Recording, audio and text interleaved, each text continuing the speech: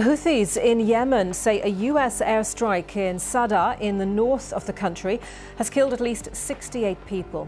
Houthi-controlled television said a detention center housing African migrants was hit.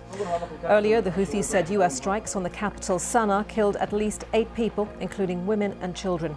The United States military says it has hit more than 800 targets in Yemen since the middle of last month, killing hundreds of Houthi fighters and many of the group's leaders. Something serious is happening in Yemen, and it's not getting nearly enough attention. On March 15th, 2025, the U.S. launched Operation Rough Rider, a high-intensity air campaign under Trump's administration targeting the Iran-backed Houthi rebels. Over 800 strikes have hit everything from missile launch sites to radar systems. And now, British jets have joined in, marking the first military move by the UK's new Labour government. But why now?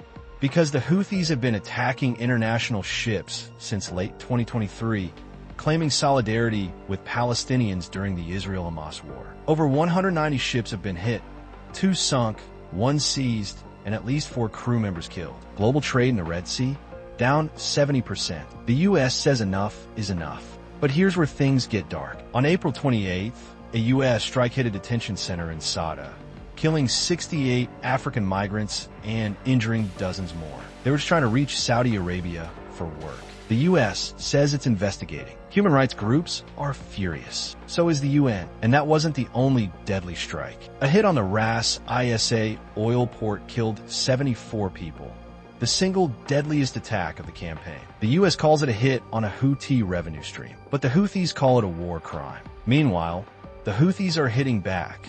Missiles at U.S. warships, drones toward Israel. Yemen's humanitarian crisis is worse than ever, with nearly 20 million people needing aid. Trump's team is running operations via signal chats, and not everyone agrees on strategy. Some worry this is just another endless war. Critics say the Houthis are too dug in, too resilient, and Iran still backing them hard. Fired by the Houthis will be looked upon from this point forward as being a shot fired from the weapons and leadership of Iran, and Iran will be held responsible and suffer the consequences, and those consequences will be dire. That is a statement from the President of the United States just moments ago. I have nothing additional to share, but our message to Iran is you better take this president seriously, and I think the Houthis learned that the hard way this past weekend. As I said in my opening remarks, there's a new sheriff in town, and this president is not just going to sit on his hands and allow terrorists to launch attacks on commercial vessels and U.S. naval ships. So,